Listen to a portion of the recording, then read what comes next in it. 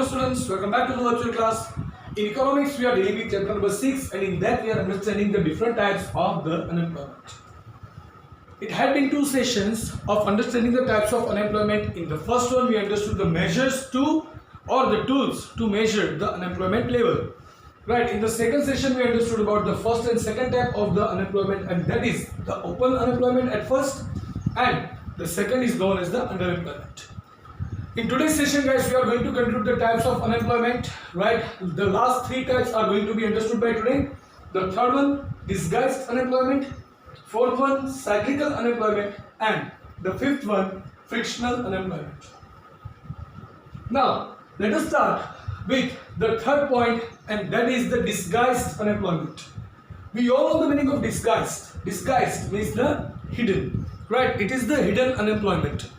ઘણી વખત એવી સિચ્યુએશન હોય that there is someone who is working but his productivity is zero. It is just seen that he is working but it is no work if that person is working or not. This kind of unemployment is known as the disguised unemployment. એટલે કેવું લાગે કે માણસ જે છે એ તો employed જ છે પણ હકીકતે અનએમ્પ્લોયડ છે. Why? કારણ કે એની કોઈ પ્રોડક્ટિવિટી હોતી નથી. So જ્યારે કોઈ સિચ્યુએશન એવી હોય કે જ્યારે કોઈ પર્સન છે કોઈ જોબમાં ઓક્યુપાઈડ છે બટ એ જોબમાં એ પર્સન છે કે નહીં ડઝન્ટ મેટર. એ પર્સન આવે તો પણ અને એ પર્સન ના આવે તો પણ પ્રોડક્ટિવિટીમાં કોઈ જ ચેન્જ થતો નથી, રાઈટ? તો એ સમયે જે પર્સનના હોવા કે ના હોવાથી પ્રોડક્ટિવિટીમાં કોઈ ચેન્જ ના આવે તો એ પર્સનને આપણે લોકો disguised unemployed or else we can say that hidden unemployed कहेवाय અને એ સિચ્યુએશનને આપણે હિડન અનએમ્પ્લોયમેન્ટ તરીકે ઓળખશું. Right now let me give you an example. It would be very much easier to understand if we take the example of that. માનો કે there is a farm and in farm there are 10 people who are working. હવે એક ફાર્મની અંદર 10 લોકો કામ કરી રહ્યા છે, બરાબર? હકીકતે ફાર્મની અંદર જો 3 જણા હોય તો પણ કામ થઈ જ જાય છે. તો કોઈ પણ 3 જણ કામ કરે છે તો એ ફાર્મની અંદર બધું જ પરફેક્ટ થાય છે. બાકીના 7 છે એ હોય કે ના હોય, બાકીના જે 7 છે એ હોય કે ના હોય, but there is no change in the production.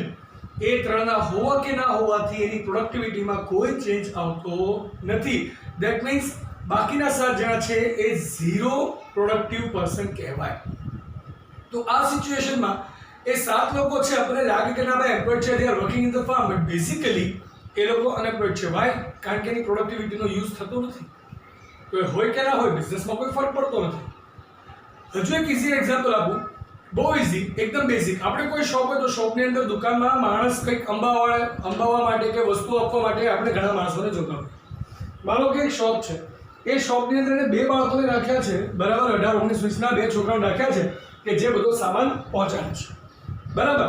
હવે એ બંને છોકરાઓ જે કામ કરે છે, હવે એમાંથી એક છોકરો હોય કે ના હોય બિઝનેસમાં કોઈ ફરક પડતો નથી, પણ એ પર્સનનો એક્સપેન્સ કટ થાય છે, બરાબર? પ્રોડક્ટિવિટી ઝીરો બટ એનો એક્સપેન્સ જાય છે, એટલે કે એક્સપેન્સ એનો શેર થાય છે. તો એ પર્સન છે disguised unemployed or the hidden unemployed કહેવાય. વાય? કારણ કે ના હોવા કે ના હોવાથી પ્રોડક્ટિવિટીમાં તો કોઈ ચેન્જ જ નથી, માત્ર એની કોસ્ટ એક્સેસ વધે છે. તો basically that is known as the disguised unemployment. છુપી રીતે કોઈ વ્યક્તિ છે એ અનએમ્પ્લોયડ હોય એવું કહી શકાય, બરાબર? તો again let us understand what is disguised. The situation of unemployment where or the situation of employment where there is no difference by the productivity of the person whether he takes part into the business or not, no change in production is seen.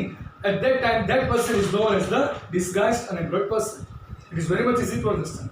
Then the fourth one is cyclical unemployment. એટલે કે unemployment કે જે trade સાયકલમાં change આવવાને કારણે જે unemployment આવે છે એ, રાઈટ?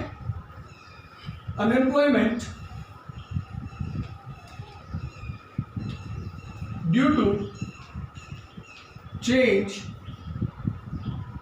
In trade cycle. હવે તમને બધાને ખ્યાલ છે ટ્રેડ સાયકલ શું છે? 11th સ્ટાન્ડર્ડમાં ઇકોનોમિક્સમાં ચેપ્ટર નંબર 2 ની અંદર આપણે લોકો આ શીખી ગયા હતા કે ટ્રેડ સાયકલ કઈ રીતના વર્ક કરે છે. એના 4 સ્ટેજીસ છે, રાઈટ? સૌથી પહેલા આવે છે બૂમ, બરાબર? બૂમ પછી શું થશે? ડિક્રીઝ થશે ને, રાઈટ? સો સૌથી પહેલા આવશે બૂમ, બૂમ પછી ડિક્રીઝ થશે, ડિક્રીઝ પછી ડિપ્રેશન અને ડિપ્રેશન પછી રિકવરી. બરાબર, તો બૂમ, ડિક્રીઝ, ડિપ્રેશન ઓર રિકવરી. તો આ 4 સ્ટેજની અંદર આપણી ટ્રેડ સાયકલ વર્ક કરતી હોય છે. હવે ટ્રેડ સાયકલમાં જ્યારે ચેન્જ આવે છે અને એને કારણે અનએમ્પ્લોયમેન્ટ જે છે એ જનરેટ થાય છે.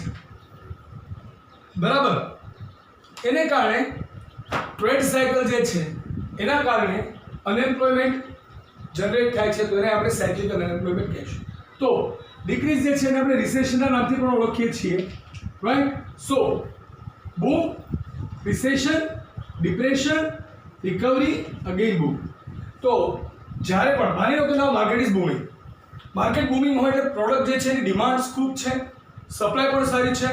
સપ્લાયની ડિમાન્ડ ખૂબ છે એટલે કે દરેક લોકોને ઓક્યુપેશન મળેલું છે, દરેક લોકો એમ્પ્લોયડ છે.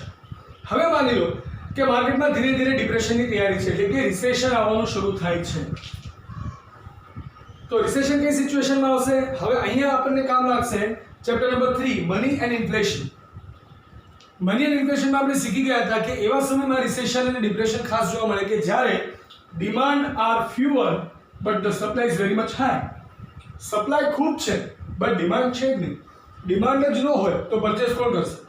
તો પ્રોડક્ટની ડિમાન્ડમાં ડિક્રીઝ થવાને કારણે સપ્લાય તો છે જ ઊંચી પણ ડિમાન્ડમાં ડિક્રીઝ થવાને કારણે બરાબર કોઈ લોકો ખરીદવાવાળા જ નથી.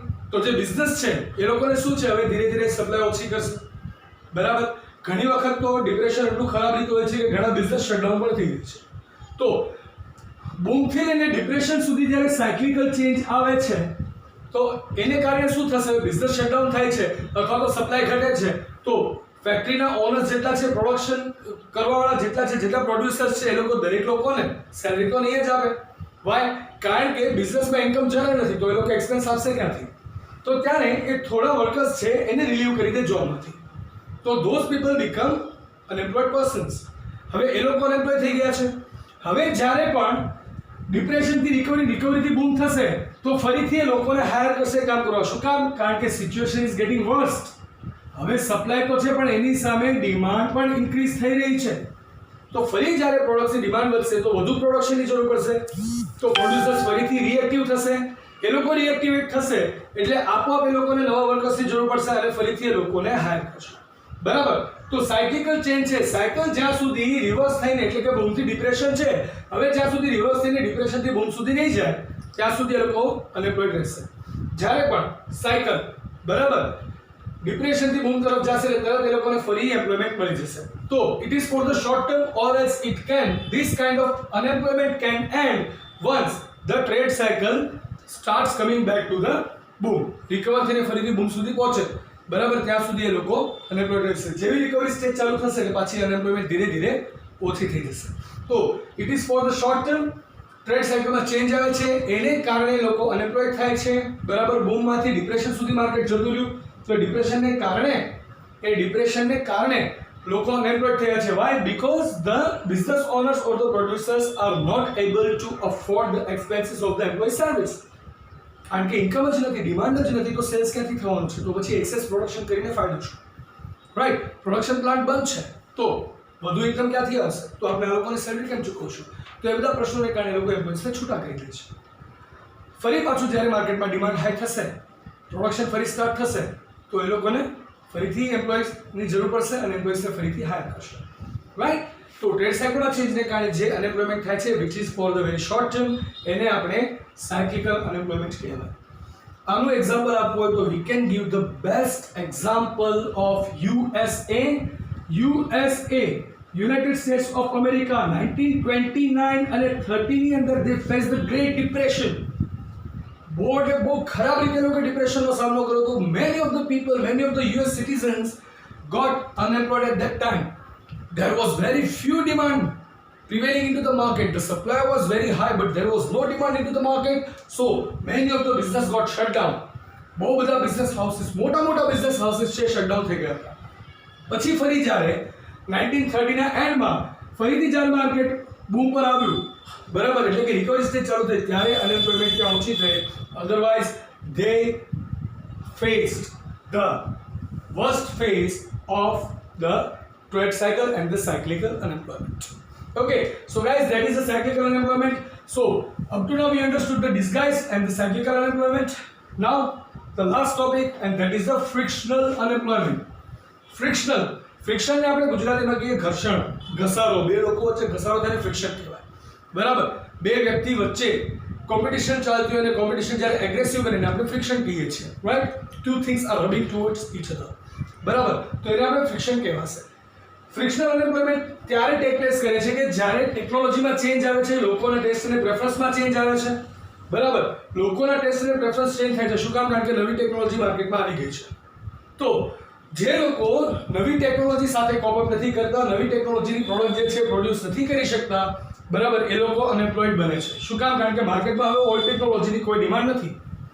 માર્કેટમાં હવે ડિમાન્ડ છે ન્યૂ ટેકનોલોજીની. બરાબર, તો જે લોકોને ન્યૂ ટેકનોલોજીનું પ્રોડક્શન નથી ફાવતું એ લોકો દરેક લોકો અનએમ્પ્લોયડ થવાના છે. Best example I can give. Nokia series 60 Symbian phone આપે છે. બરાબર છે. એપલ જ્યારે માર્કેટમાં આવ્યું, બરાબર, આઈફોન સિરીઝ લઈને, સો એટ ધેટ ટાઈમ ધીરે ધીરે પણ એની પ્રાઇસને કારણે માર્કેટમાં એનું કેપ્ચર, જ્યારે ક્રીમ લેયર પબ્લિક છે એની માટે માર્કેટ કેપ્ચરિંગ એનું બહુ સારું હતું, બટ જે હજુ લોઅર અને મિડલ ક્લાસ લોકો છે એની માટે market Nokia was the best company who had the biggest market ever. પછી Samsung came into the market with the Android. Symbian કરતા એન્ડ્રોઇડ વસ્તુ સરસ, એન્ડ્રોઇડ ઓપરેટિંગ સિસ્ટમ છે યુઝર ફ્રેન્ડલી. બરાબર, ઉપરથી સેમસંગની સ્ક્રીન ક્વોલિટી એન્ડ ઓલ, બરાબર, application support, the gaming, the entertainment, everything, the official applications, everything was going very much great in the Android. અને ધીરે ધીરે માર્કેટની અંદર અલગ અલગ કંપનીઝ આવી કે જે લોકો એન્ડ્રોઇડ ફોન્સ વેચે છે. તો નાઉ ધ થિંગ ઇઝ કે સાયન્યન અને જાવા બેઝડ ફોન કોઈ પરચેસ કરતું જ નથી. બરાબર, જો એન્ડ્રોઇડ મળતો હોય, બરાબર, તો આ ફોન કોણ યુઝ કરશે? કોઈ જ નહીં, રાઈટ? તો આવા સાદા ફોનની ડિમાન્ડ ઘટવા માંડી. તેમ છતાં એની ડિમાન્ડ હજુ ઓછી હતી, પણ જ્યારે એન્ડ્રોઇડ ફોન્સ એકદમ ચીપર રેટમાં મળવા લાગ્યા તો લોકોએ વિચારવાનું ચાલુ કર્યું, ખબર યાર 3000માં સાદો ફોન ખરીદવો કીપેડ વાળો એને કરતાં બેટર છે in the 5000 7000 or 8000 by spending by spending 4 to 5000 rupees extra we can get the Android phone, touch screen, camera, right? પછી ફ્રન્ટ કેમેરા પણ આવે છે, વિડિયો કોલિંગ થઈ શકે છે, કોલિંગ થઈ શકે છે, નેટવર્ક ક્વોલિટી સારી આવે છે. બરાબર, ઉપરથી વિડિયો ક્વોલિટી સારી, બિગ સ્ક્રીન છે, બરાબર, તો એન્ટરટેનમેન્ટ પણ મળે છે, મ્યુઝિક આઉટપુટ છે, અલગ અલગ એપ્લિકેશન્સ છે, ગેમિંગ છે, there are numerous things. તો એમાં થયું શું કે જે કંપની સાદા ફોન બનાવતી હતી એ કંપની શટડાઉન થઈ ગઈ. ટેકનોલોજીમાં ચેન્જ થયો એટલે લોકોના ટેસ્ટ અને પ્રેફરન્સ ચેન્જ થયા. સાદા ફોનની જગ્યાએ લોકોએ એન્ડ્રોઇડ ફોન લેવાનું વધારે પસંદ કર્યું. બરાબર, તો લોકોના ટેસ્ટ અને પ્રેફરન્સ ચેન્જ થયા. તો જે કંપની એન્ડ્રોઇડ તરફ વળી ગઈ દે આર સર્વાઇવિંગ. બરાબર, સેમસંગ છે તો સેમસંગે એન્ડ્રોઇડ લીધું, તો સોની છે એ લોકો પણ એન્ડ્રોઇડ લઈ આવ્યા હતા, એ ચાલ્યું. Nokia went with the Microsoft, market થોડું ડાઉન થયું, ફરી Nokia came with the Android and Nokia again started booming up. બરાબર, તો જે કંપની એન્ડ્રોઇડમાં કન્વર્ટ થઈ ગઈ એ કંપની ચાલુ રહી, બટ જે કંપની એન્ડ્રોઇડમાં કન્વર્ટ ના થઈ દરેક કંપનીનું શું થયું? ધીરે ધીરે શટડાઉન થાય એટલે એમ્પ્લોઈઝ જે છે બધા અનએમ્પ્લોયડ. બરાબર, તો એને કારણે અનએમ્પ્લોયમેન્ટ આખી જનરેટ થાય છે. બરાબર, તો એક ફ્રિક્શન એ લોકો ફેસ કરે છે. કઈ રીતના? કારણ કે now we don't know that how to make this new technology thing. We don't know how to use this new technology and that's why we are facing this problem. So due to this friction they do start learning about the new technologies. નવી technology લોકો શીખે છે. Same thing, Nokia went with the Microsoft first. તો નોકિયામાંથી બહુ બધા લોકો unemployed થઈ ગયા હતા. બરાબર, જેવું નોકિયાએ એન્ડ્રોઇડ કઈ રીતના પ્રોડ્યુસ કરી શકાય છે એનું લાયસન્સ વગેરે લીધું, જેવું નોકિયાએ એન્ડ્રોઇડ આપ્યું તો again Nokia started capturing the market. Though it was slowly but yes the Nokia started capturing the market and once more they got the employment too. બરાબર, તો ફ્રિક્શનલ અનએમ્પ્લોયમેન્ટ છે ત્યારે જ એન્ડ થઈ શકે કે જ્યારે લોકોના ટેસ્ટ અને પ્રેફરન્સ પ્રમાણેની વસ્તુઓ તમે બનાવી શકો, રાઈટ, અને નવી ટેકનોલોજીની વસ્તુઓ તમે પ્રોવાઈડ કરી શકો. સો this was the frictional unemployment. So in today's session guys we understood the first one, disguised unemployment, that is the hidden one. એટલે કે કોઈ પર્સન કોઈ જગ્યાએ વર્ક કરે છે હોય કે ના હોય એની પ્રોડક્ટિવિટીમાં કોઈ ફરક પડતો નથી, એટલે કે એમ્પ્લોયડ દેખાવા છતાંય અનએમ્પ્લોયડ છે, દેખાય છે એમ્પ્લોયડ છે બટ હી ઇઝ અનએમ્પ્લોયડ. તો એને આપણે ડિસ્ગાઇઝ્ડ અનએમ્પ્લોયમેન્ટ કહીશું. સેકન્ડ ઇઝ સાયક્લિકલ, ટ્રેડ સાયકલમાં ચેન્જ આવે છે, ડિપ્રેશનમાં જાય તો પ્રોડક્શન ઓછું થાય, ડિમાન્ડ ઓછી થાય તો એમ્પ્લોઈઝ જે છે અનએમ્પ્લોયડ બનશે. બરાબર, અને જેવું ફરીથી ડિપ્રેશનથી બૂમ તરફ જશે રિકવર થઈને માર્કેટ તો ત્યારે ફરીથી એમ્પ્લોયમેન્ટ કરશે એટલે શોર્ટ ટર્મ માટે ટ્રેડ સાયકલના ચેન્જની અનએમ્પ્લોયમેન્ટ છે અને સાયક્લિકલ અનએમ્પ્લોયમેન્ટ કહીએ છીએ.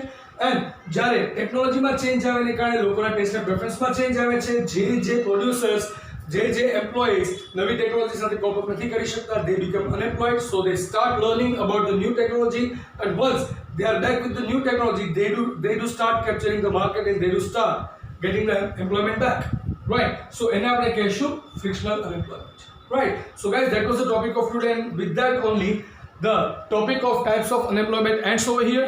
In the next session, we are going to understand the causes of the unemployment. Till then, it's time to ask for your leave. So, goodbye, take care, have a nice time, stay home, stay safe, keep making notes. Thank you.